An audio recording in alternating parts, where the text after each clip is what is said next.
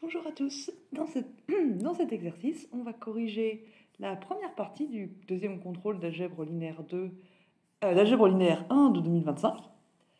Dans cet exercice donc, on considère, ainsi que dans les suivants, pour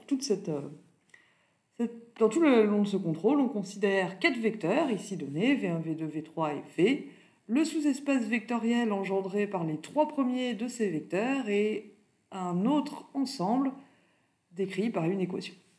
Alors dans un premier temps, on ne va pas s'intéresser à ces deux sous-ensembles, on va seulement regarder à la famille de vecteurs V1, V2, V3. Ça, c'est la famille F1. On nous demande de montrer qu'elle est liée et ensuite de répondre à la question de savoir si elle est génératrice.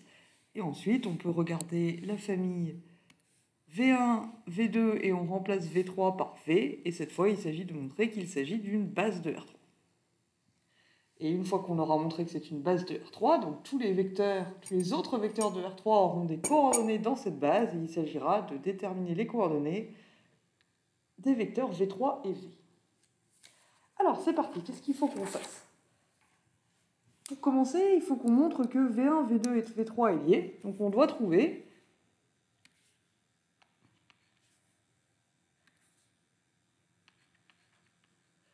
qu'est-ce qu'il faut faire pour montrer que V1, V2, V3 est lié? Il faut trouver un triplet de scalaires, lambda 1, lambda 2, lambda 3, pas tous nuls. Petit bug, excusez-moi. Pour montrer que F1 est lié, on cherche en fait 3 scalaires lambda 1, lambda 2, lambda 3.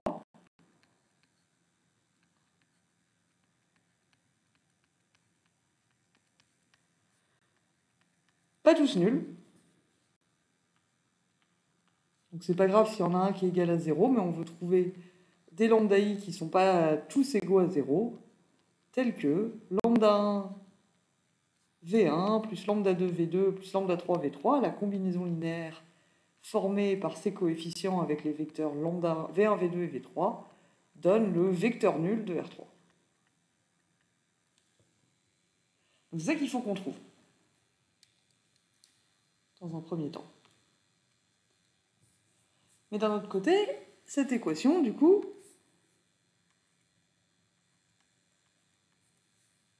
lambda 1 V1 plus lambda 2 V2 plus lambda 3 V3 égale vecteur nul.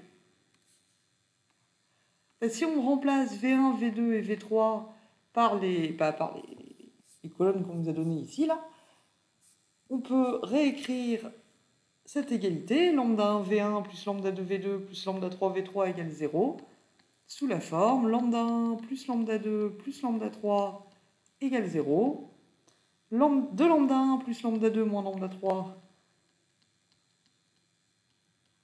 égale 0, et moins lambda 1, moins lambda 2, moins lambda 3 égale 0. Et du coup, puisqu'on doit trouver des scalaires qui sont non nuls, qui vérifient ces trois équations, donc comme c'est un système homogène, on s'attend en fait à ce qu'il y ait une infinité de solutions, et parmi l'infinité de solutions, on n'aura plus qu'à sélectionner une solution non nulle. Et pour trouver du coup les solutions de ce système, il n'y a pas qu'une façon de faire, mais une façon quand même qui a fait ses preuves, c'est le, devinez quoi, pivot de Gauss. Alors, on va échelonner le système. Pour ça, du coup, on commence par éliminer les lambda 1 sur les lignes 2 et 3. En faisant la deuxième ligne, on lui soustrait 2 fois la première. La troisième ligne, on lui ajoute la première. Si on fait ça, on obtient lambda 1 plus lambda 2 plus lambda 3 égale 0. La première ligne, elle va bouger.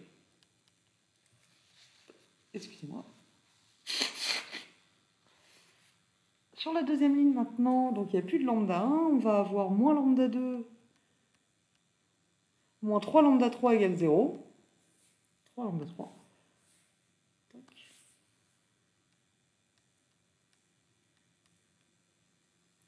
Et sur la dernière ligne, du coup il n'y a plus de lambda 1, mais il n'y a plus de lambda 2 ni de lambda 3 non plus. En fait, on se retrouve avec 0 égale 0. Donc ce système, en fait, il a effectivement une infinité de solutions. Donc il a des solutions non nulles. Alors si on veut savoir lesquelles c'est, on n'est pas obligé, mais si on veut savoir lesquelles c'est,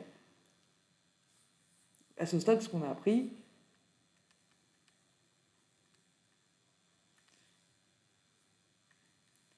c'est qu'on a maintenant un système échelonné avec deux inconnues principales, lambda 1 et lambda 2.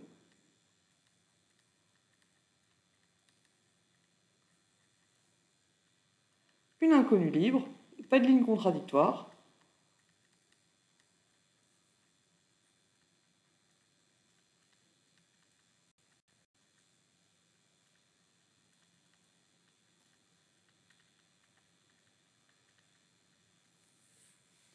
Donc le système a une infinité de solutions. Et s'il a une infinité de solutions, il y en a une qui est non nulle, et donc la famille est libre.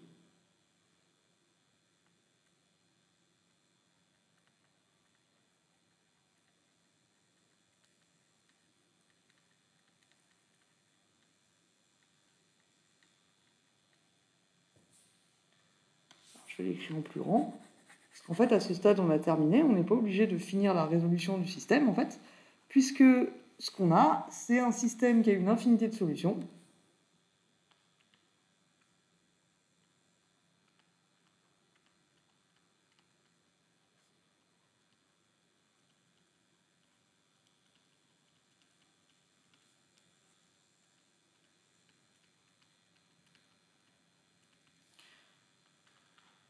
Il y a donc des solutions non nulles.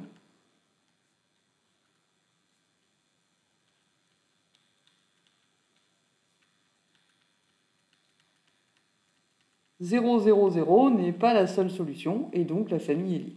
Et comme tout ce qu'on nous demande, c'est de montrer que la famille est liée, et bien en fait, on n'est pas obligé d'aller plus loin ici. Puisqu'après tout, on ne nous a pas demandé d'exprimer un des vecteurs en fonction des autres, etc.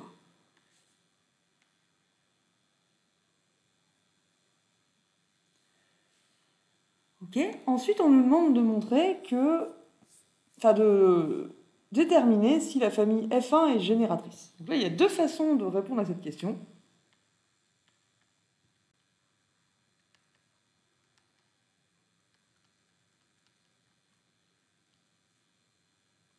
La première utilise la notion de dimension. Hop là. Ce soulignage est extrêmement laid. Donc, argument 1.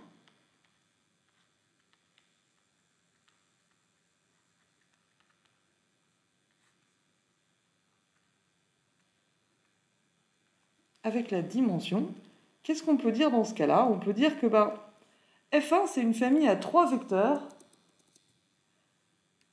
dans R3. Et on a vu que les familles à 3 vecteurs dans R3, si elles sont génératrices, alors elles sont aussi libres et ce sont des bases. Le cardinal de F1, c'est pas R3. Évidemment, le cardinal de F1, c'est 3. Et 3, c'est la dimension de R3. Voilà. Excusez ce cafouillage. Donc, si F1 était une famille génératrice,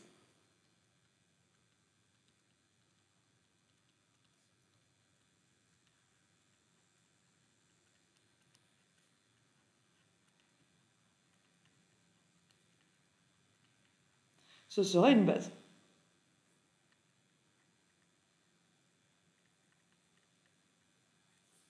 Et donc, elle serait libre si c'était une base.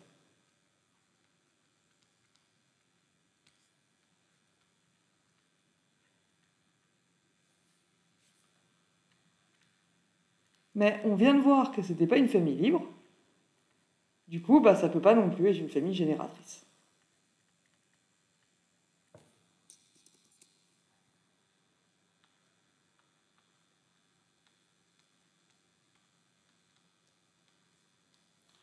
On a obtenu que F1 n'est pas libre.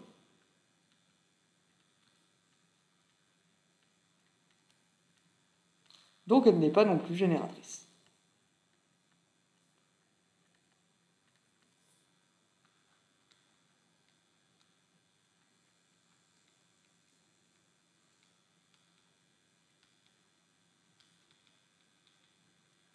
Donc ça, c'est la première façon de répondre à la question. En utilisant le fait que ce soit une famille à 3 vecteurs dans R3, en fait, si elle était génératrice, ce serait une base, et si c'était une base, elle serait libre, et on a obtenu qu'elle n'était pas libre, donc elle ne peut pas non plus être génératrice. Il y a une autre façon de répondre à la question, si vous ne vous rappelez plus de cette histoire de dimension, c'est tout simplement de revenir à la définition.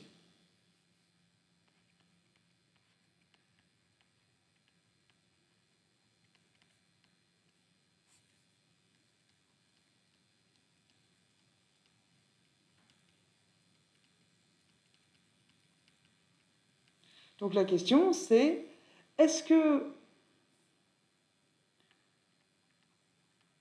le sous-espace vectoriel engendré par F1, c'est R3 tout entier? Ou est-ce que c'est un sous-ensemble de R3 qui n'est pas R3? Est-ce qu'il y a des vecteurs qui ne sont pas dans vect F1? Ben pour le savoir, on prend un vecteur de R3 et on essaye de voir s'il est nécessairement dans vect F1 ou pas. Soit x, y, z dans R3. Quelles sont les conditions pour que U appartienne à vect F1?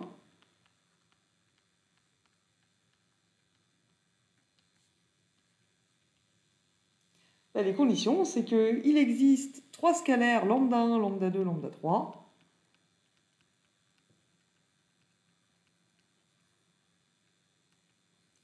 Tel que U, ce soit la combinaison linéaire, tel que U, en fait, soit combinaison linéaire de V1, V2, V3. C'est ça, être dans vect F1, c'est être combinaison linéaire des vecteurs de F1. Et si on réécrit V1, V2, V3 en utilisant leurs expressions, leurs valeurs, quand est-ce que U appartient à vect F1? Bah, si du coup, il existe lambda 1, lambda 2, lambda 3, tel que lambda 1 plus lambda 2 plus lambda 3 égale x, 2 lambda 1 moins lambda 2 plus lambda 2, pardon, moins lambda 3 égale y, et moins lambda 1 moins lambda 2 moins lambda 3 égale z. Ce système-là, je vais l'appeler S1.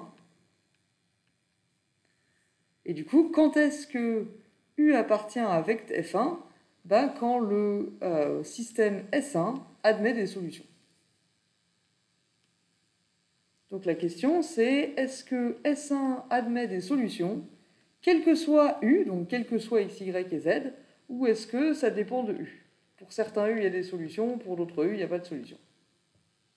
Ben, pour le savoir, hein, on va échelonner S1.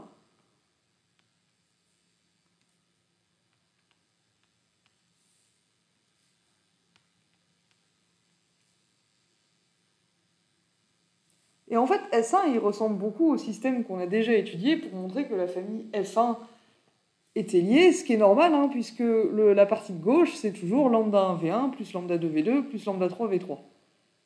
Donc si on fait les mêmes opérations qu'on a déjà faites, L2 devient L2 moins 2L1 et L3 devient L3 plus L1, ça va nous échelonner le système comme tout à l'heure. On obtient du coup exactement comme avant, sauf que maintenant il y a un second membre. La première ligne qui ne bouge pas. La deuxième ligne, elle devient moins lambda 2, moins 3 lambda 3 égale y moins 2x. Et la dernière ligne, elle devient 0 égale z plus x.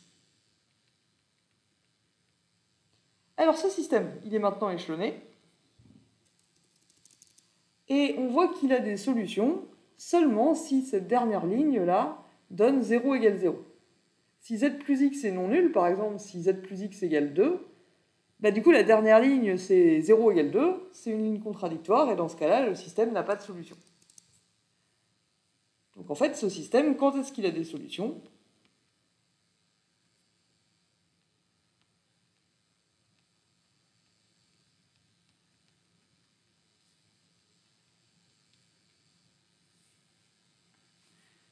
Bah, si et seulement si, du coup, x plus z égale 0. Et ça nous dit que bah, quand est-ce que U appartient à vect F1, bah, si il vérifie cette équation.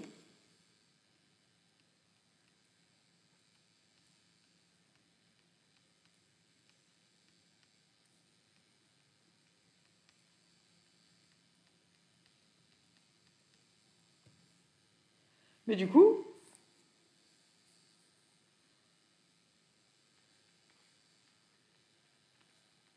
Si on prend un vecteur qui ne vérifie pas cette équation, par exemple le vecteur 1, 0, 0, 1, 0, 0, il ne vérifie pas x plus z égale 0, et du coup ce vecteur-là n'appartient pas à vect f1, donc vect f1 n'est pas R3,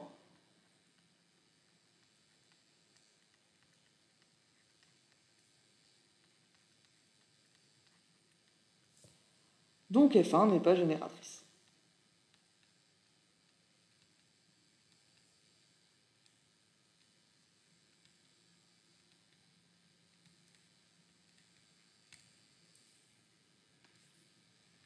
Une deuxième façon de répondre à la question, en revenant à la définition, nous dit de la même façon que vect f1 n'est pas R3, et donc on obtient le même résultat, ce qui est rassurant, hein. F1 n'est pas une famille génératrice. Alors, maintenant on s'intéresse à une autre famille, du coup la famille F2, on enlève V3 et on le remplace par V, est-ce que ça va mieux? Alors on va voir que oui, puisqu'on doit montrer cette fois que F2 est une base de R3.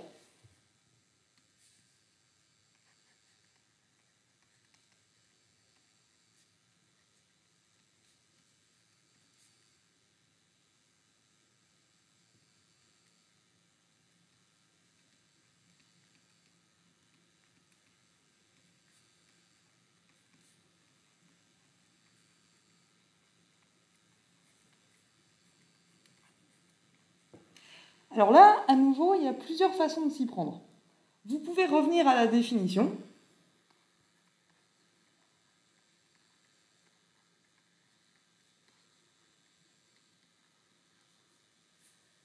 Et dans ce cas-là, vous montrez que F2, elle est libre et génératrice.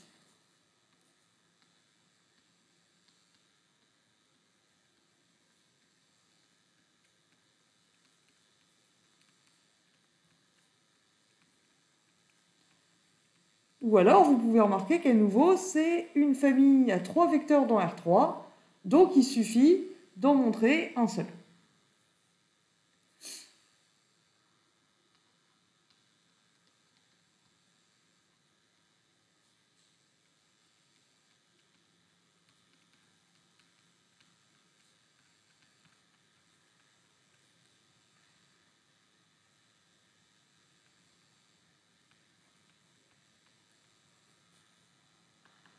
Donc si vous remarquez que F2, en fait, elle a 3 vecteurs, et que 3 vecteurs, c'est justement la dimension de R3, bah, du coup, vous pouvez directement conclure que c'est une base. Vous n'avez pas besoin de montrer qu'elle est génératrice en plus. Ça, c'est un des théorèmes qu'on avait vu. Et troisièmement, vous pouvez montrer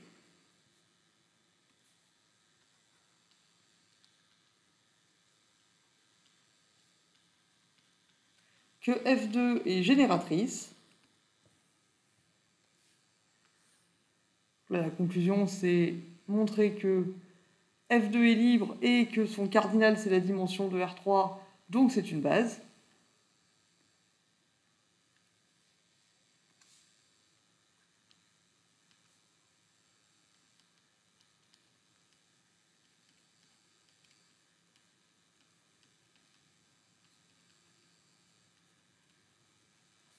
Et troisième méthode, montrer que F2 est génératrice et que, bah, à nouveau, même chose, que le cardinal de F2, c'est 3, c'est donc la dimension de R3, donc elle est aussi libre.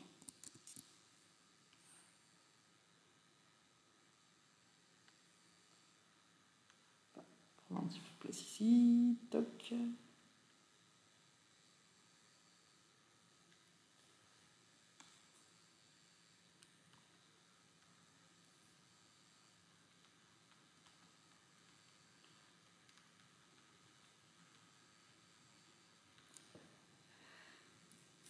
Alors, maintenant, évidemment, il y a un point de stratégie. Laquelle de ces méthodes est la meilleure? Bah, évidemment, si vous connaissez ce théorème-là,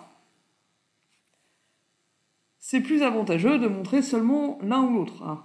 C'est toujours plus avantageux de gagner du temps et de ne pas avoir à montrer les deux, F2 libre et F2 génératrice. Ensuite, parmi ces deux options, laquelle est la plus stratégique? Montrer que f2 est libre, c'est un peu plus facile, parce qu'il s'agit simplement de résoudre un système homogène. Mais si vous regardez la question suivante, dans la question suivante, on nous demande les coordonnées de deux vecteurs dans la base f2. Et ça, on l'obtient justement en montrant que f2 est génératrice. Quand on montre que f2 est génératrice, en fait, ce qu'on fait, c'est qu'on trouve les coordonnées de n'importe quel vecteur dans la base, en même temps, dans la foulée, comme on a vu en exercice. Donc je vais faire les deux, je vais montrer que f2 est libre et je vais montrer qu'elle est génératrice. Et du coup, vous pouvez choisir le corrigé qui semble correspondre à la stratégie que vous avez faite.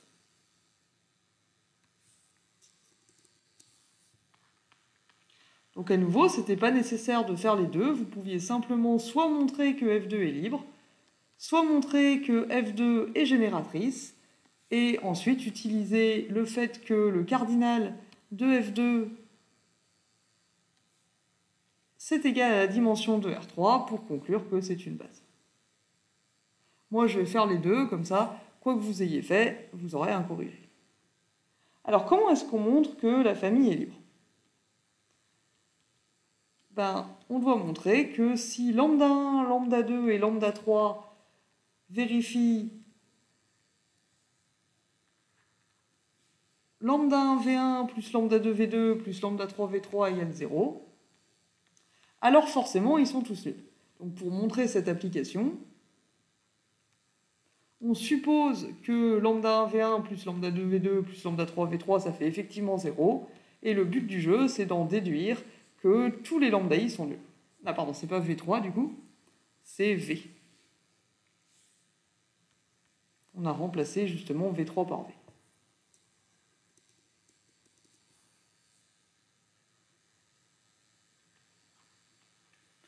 Cette deuxième équation, lambda 1 V1 plus lambda 2 V2 plus lambda 3 V, je vais l'appeler étoile, étoile, et mon but c'est de montrer que la seule solution de cette équation, c'est que tous les lambda i soient nuls.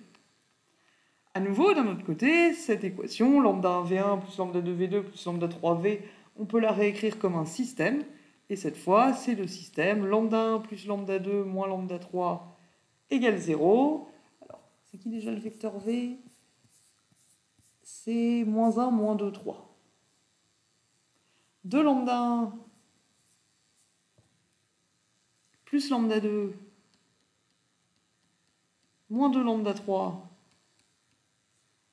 égale 0. Et enfin, moins lambda 1 moins lambda 2 plus 3 lambda 3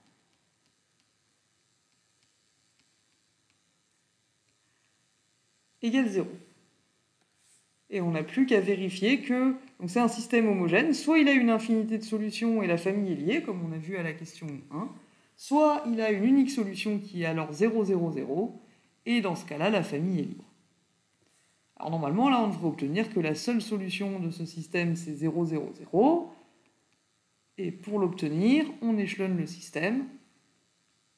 On commence par éliminer les lambda 1 sur les lignes 2 et 3 en faisant les opérations L2 moins 2L1 et L3 plus L1, qui nous donne lambda 1 plus lambda 2 moins lambda 3 égale 0. Ensuite, on a moins lambda 2. Alors, moins 2 lambda 3 plus 2 lambda 3, du coup, ça nous donne directement moins lambda 2 égale 0, si je ne dis pas de bêtises. Et la dernière ligne nous dit les lambda 1 ils disparaissent, les lambda 2 aussi, et il nous reste en fait 2 lambda 3 égale 0. Bon, j'ai l'impression que ça ne va pas nous prendre très longtemps de résoudre ce système, n'est-ce pas, hein? Lambda 3, du coup, ça fait 0, lambda 2 aussi, et d'après la première ligne, si lambda 2 et lambda 3 font 0, ça doit être que lambda 1 fait également 0.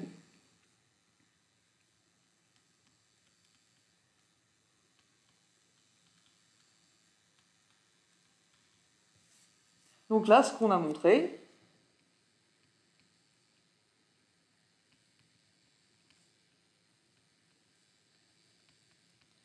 c'est que quels que soient les scalaires lambda 1, lambda 2, lambda 3, si on a lambda 1 V1 plus lambda 2 V2 plus lambda 3 V3 qui fait le vecteur nul,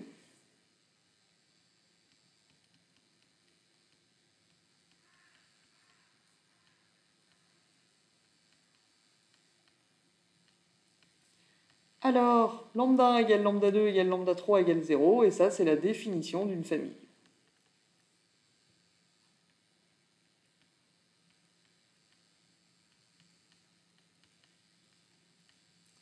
À ce stade, du coup, on peut s'arrêter et dire, puisque c'est une famille à 3 vecteurs dans R3 et qu'elle est libre, c'est une base, et ça termine la question.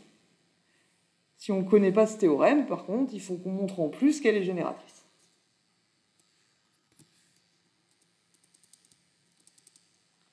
Je vais montrer, même si, à nouveau, j'insiste là-dessus, c'est pas nécessaire, on n'est pas obligé de faire les deux. Mais si vous ne connaissez pas le théorème sur la dimension qui vous permet de prendre un raccourci, vous êtes bien obligé de faire ça. Donc je vais le corriger au cas où vous ayez besoin de faire ça, mais j'insiste, c'est pas indispensable en fait.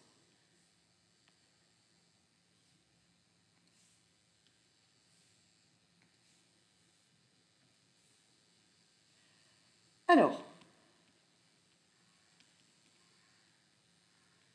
donc ce qu'on veut montrer, c'est que F2 engendre R3 tout entier.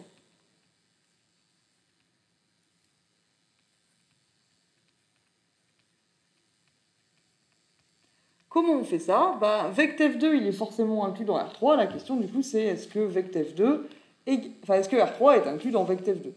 Pour le savoir, on prend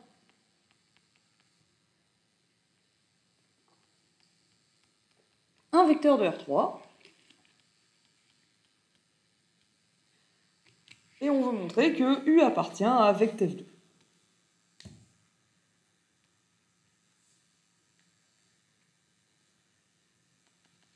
Montrons que U appartient à vect F2.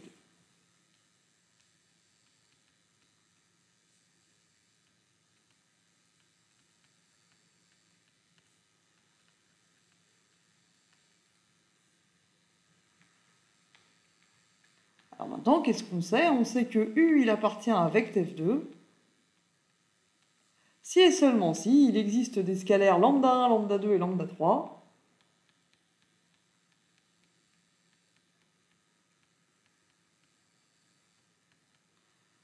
Tels que U est combinaison linéaire de V1, V2 et V.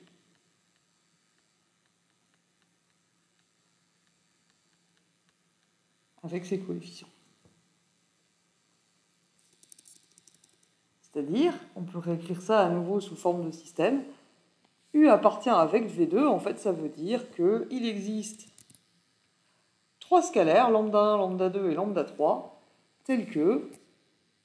Alors, qu'est-ce que ça nous donne comme système? Lambda 1 V1 plus lambda 2 V2 plus lambda 3 V3 égale U. Ça nous fait lambda 1 plus lambda 2 moins lambda 3 égale X. 2 lambda 1 plus lambda 2 moins 2 lambda 3 égale Y. Et moins lambda 1 moins lambda 2 plus 3 lambda 3 égale Z. Du coup, en fait, quand est-ce que U appartient à vect F2? U appartient à vect F2 quand le système S2 a des solutions.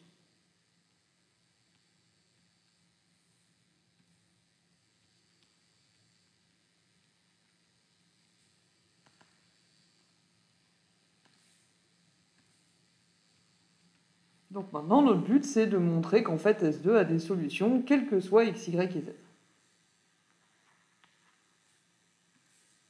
Or, ce système,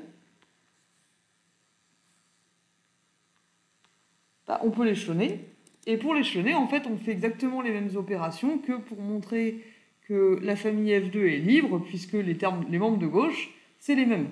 Ce qui est normal, puisqu'on les a obtenus en faisant lambda 1 V1 plus lambda 2 V2 plus lambda 3 V dans les deux cas. Donc à nouveau, on fait L2 moins 2L1. L3 devient L3 plus L1. Et ce qu'on obtient, du coup, c'est lambda 1 plus lambda 2 moins lambda 3 égale X. La première ligne n'a pas bougé. La deuxième ligne devient moins lambda 2 égale... Alors, il n'y a plus de lambda 3 non plus, et ça devient du coup Y moins 2X. Et la troisième ligne, ça nous fait 2 lambda 3 égale Z plus X. À ce stade, le système, en fait, il est déjà échelonné. Et on voit qu'il n'y a aucune ligne contradictoire, il y a 3 inconnues principales, donc en fait il y a une unique solution qu'on peut exprimer. Lambda 3 c'est x plus z sur 2. Lambda 2 c'est 2x moins y. Et lambda 3 c'est du coup x moins lambda 2 plus lambda 3. Et si on fait le calcul, du coup, ça nous fait x moins 2x, donc moins x plus y. Et après, on ajoute lambda 3, ce qui nous fait moins x sur 2 plus y plus z sur 2.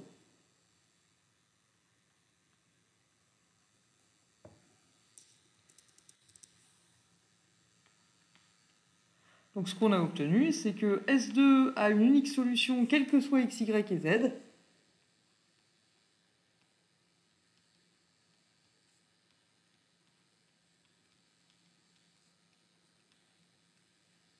D'ailleurs, on n'a pas besoin qu'elle soit unique.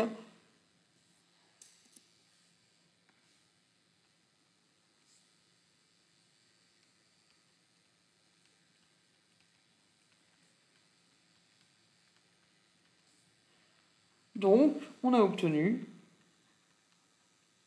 que pour tout U dans R3, U appartient à vect F2, donc F2 est génératrice.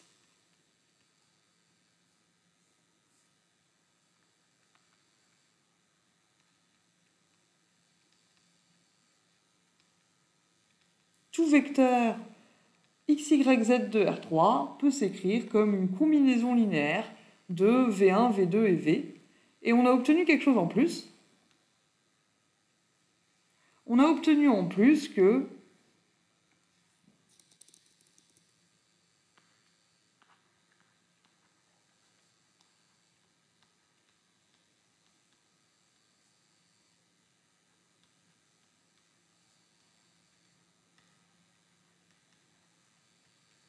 pour tout U dans R3, U était égal à lambda 1, lambda 1 V1 plus lambda 2 V2 plus lambda 3 V, mais on a trouvé en plus lambda 1, lambda 2 et lambda 3. Lambda 1, on a dit que c'était x sur 2 plus y plus z sur 2. Donc on a moins x sur 2 plus y plus z sur 2 V1, plus 2x moins y V2, plus x sur 2 plus z sur 2 V3. Et ça va nous aider pour la question 3. Mais à ce stade, du coup, on a montré donc, que F2 est libre et génératrice, donc c'est une base. Ou alors on a montré qu'elle était libre, et juste là, on s'est arrêté et on a dit cardinal F2 égale 3 égale dimension de R3, donc c'est une base. Ou alors on montre que F2 est génératrice, et après on dit cardinal F2 égale 3 égale dim R3, donc c'est une base. Donc il y a plusieurs façons de répondre à cette question. Je ne suis pas en train de dire que ce que j'ai écrit, c'était nécessaire de faire tout ça forcément. À nouveau, vous pouviez juste montrer soit qu'elle est libre, soit qu'elle est génératrice et utiliser cet argument. Troisième question. On nous demande les coordonnées de V3 et de V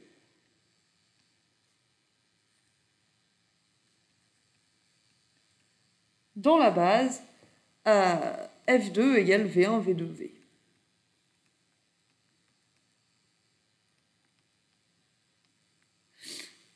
Alors, c'est quoi les coordonnées de V3 C'est 3 scalaires, lambda 1, lambda 2, lambda 3, tels que V3 égale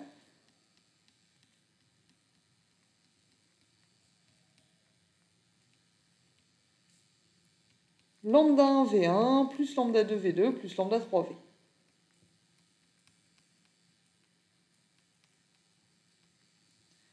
Donc là, si on peut écrire ça sous forme de système, mais en fait, on peut utiliser ce qu'on a obtenu à la question d'avant.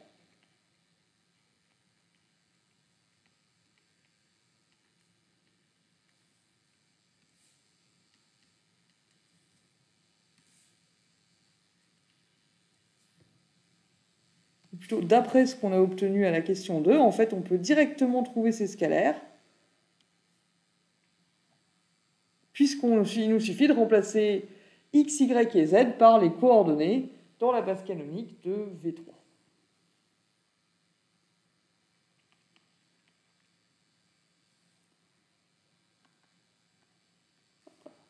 D'après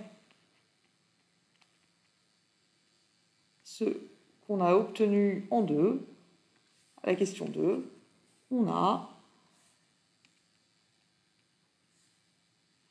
V3, il est égal à... Alors les coordonnées de V3, c'est 1, moins 1 et moins 1.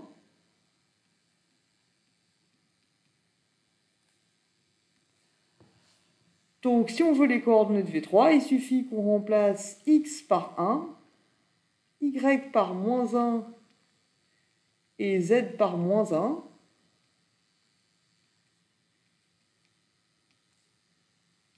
Ce qui nous fait 2 fois 1 plus moins 1 V2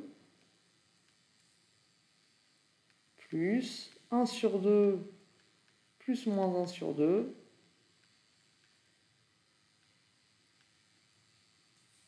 et là je me suis trompée, c'est pas V3, évidemment ici c'était V et là aussi.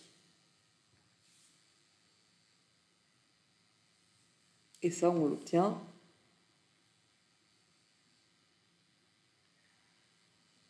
en prenant x égale 1, y égale moins 1, z égale moins 1, donc on applique cette formule dans le cas particulier de V3.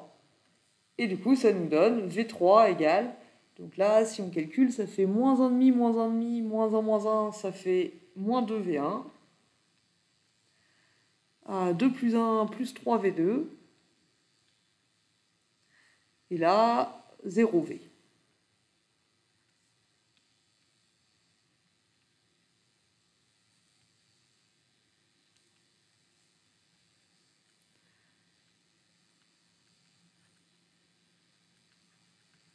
Donc les coordonnées de V3 dans F2, c'est moins 2, 3 et 0.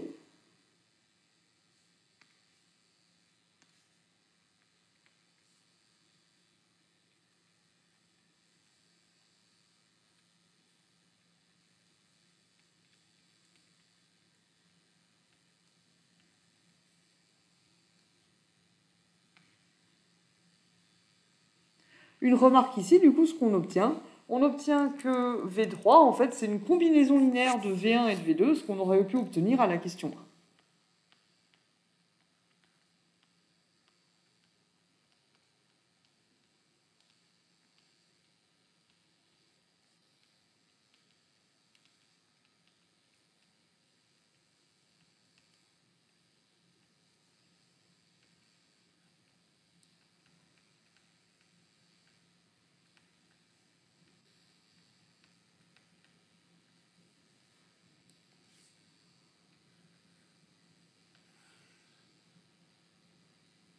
Pour le dire plus proprement, V3 est combinaison linéaire de V1 et V2, donc V1, V2, V3 est lié.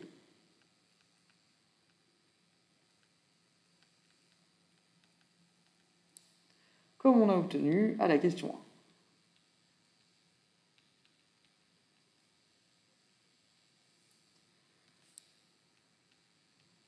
1. Et maintenant, il nous faut les coordonnées de V dans la base F2.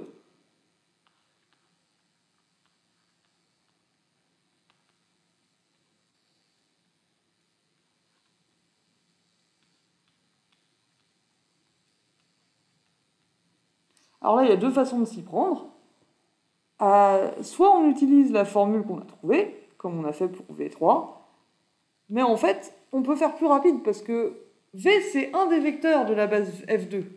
C'est le troisième vecteur de la base F2.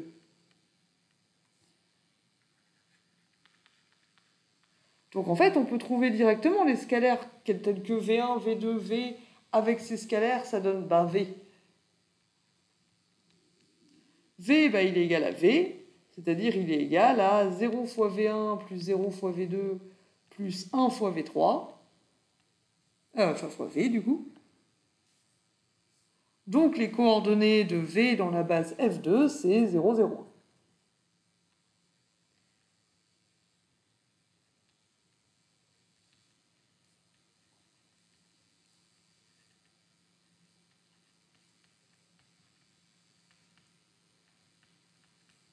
Là, pour le coup, il n'y a rien besoin de faire. V, c'est déjà un des vecteurs de F2, donc ça ne prend pas très longtemps de l'exprimer en fonction de V1, V2 et V. Une autre méthode,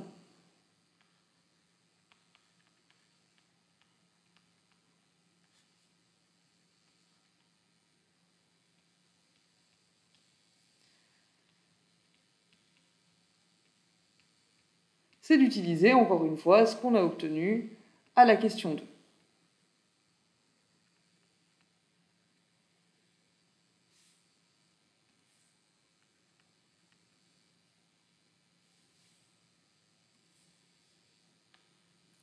À la question 2, du coup, ce que ça nous donne, c'est que V est égal à... Donc V, c'est moins 1, moins 2, 3. Donc on peut appliquer la formule avec x égale moins 1, y égale moins 2 et z égale 3.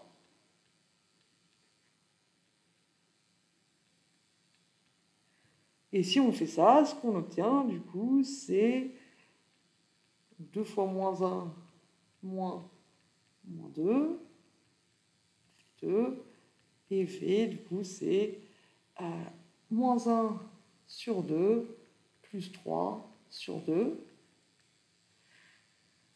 Et ça nous fait donc 1 demi plus 3 demi moins 2, donc 0V1. Moins 2, moins 2, 0V2. Et ben, moins 1 plus 3 demi, ça fait 2 demi, ça fait 1 fois V.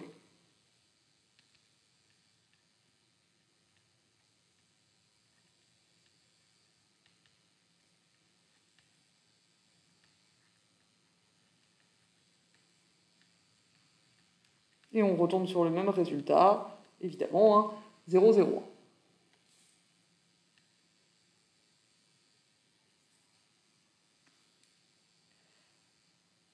Alors, remarquez qu'il y avait plusieurs façons d'atterrir sur ce résultat. Ici, V3 égale moins 2V1 plus 3 fois V2.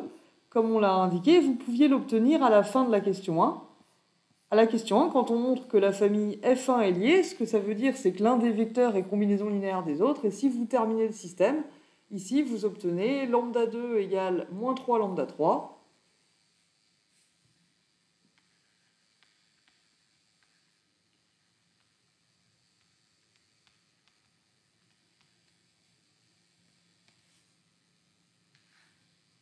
Je vais prendre un peu de place pour écrire ça.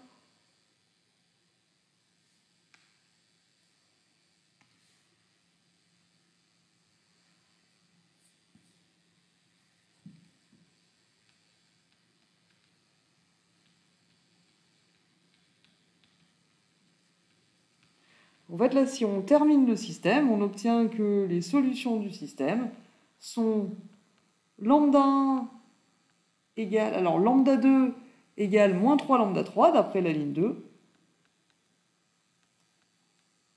Et comme lambda 2 égale moins 3 lambda 3, bah du coup, lambda 1 qui est égal à moins lambda 2 moins lambda 3, ça nous fait 2 lambda 3.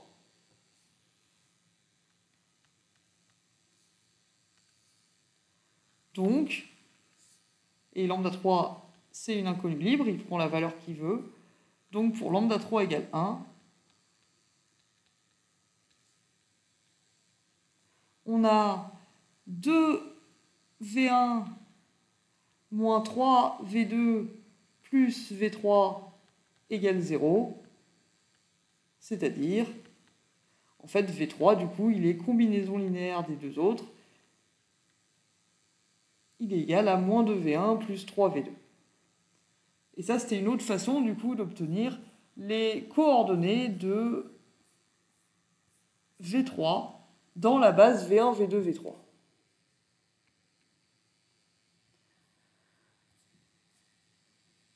Une dernière remarque, du coup, si on n'a pas montré à la question 2, si à la question 2, vous n'avez pas montré que F2 est génératrice, donc vous n'avez pas trouvé ses coefficients, c'est pas grave. Vous n'étiez pas obligé de faire ça, comme on a dit, puisqu'il y avait une autre façon de montrer que c'était une base, en montrant qu'elle est libre et en donnant la dimension. Donc une autre façon de faire.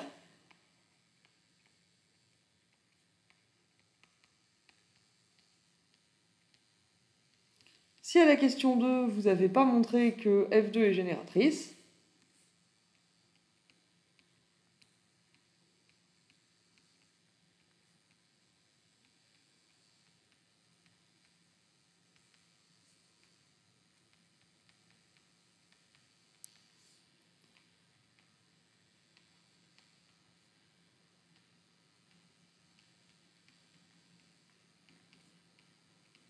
si on n'a pas fait ça, ce qui était une possibilité, c'est pas très grave. En fait, du coup, ce qu'il faut faire,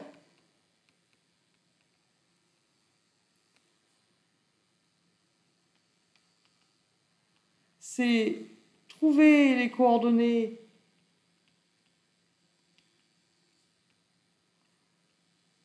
donc on peut trouver les coordonnées, si on ne l'a pas trouvé avec la question 2 et qu'on ne l'a pas trouvé avec la question 1, on peut trouver les coordonnées de V3 en résolvant le système, hein, lambda 1 V1 plus lambda 2 V2 plus lambda 3 V égale V3.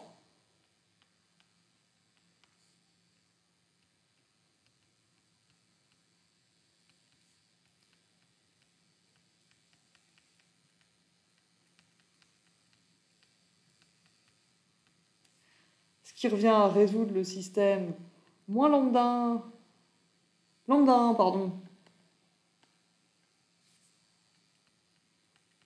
plus lambda 2 moins lambda 3 égale, donc la première coordonnée de V3, c'est 1.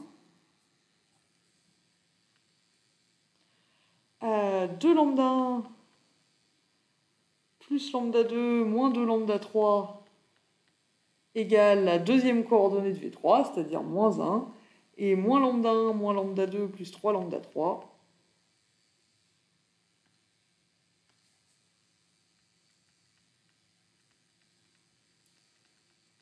égale moins 1. Et on peut obtenir les coordonnées, alors j'ai mis V ici, je voulais dire V3, excusez-moi, on obtient les coordonnées de V3 en résolvant ce système. Et si on n'a pas remarqué que V c'est un des vecteurs de la base, donc c'est facile de l'exprimer en fonction des autres, et qu'on n'a pas montré que F2 est génératrice, bah on trouve quand même les coordonnées de V en résolvant cette fois le système lambda 1 V1 plus lambda 2 V2 plus lambda 3 V3 égale V, c'est-à-dire le système avec le même système en fait avec le second membre moins 1, moins 2, 3. Et comme à chaque fois c'est le même système à résoudre, ça prend pas très longtemps de les trouver. Et c'est tout ce qu'on avait ou qu'on pouvait faire pour la partie 1. Donc là je pense que j'ai un peu couvert toutes les méthodes faciles pour résoudre la partie 1. J'espère que c'était clair et je vous remercie de votre attention.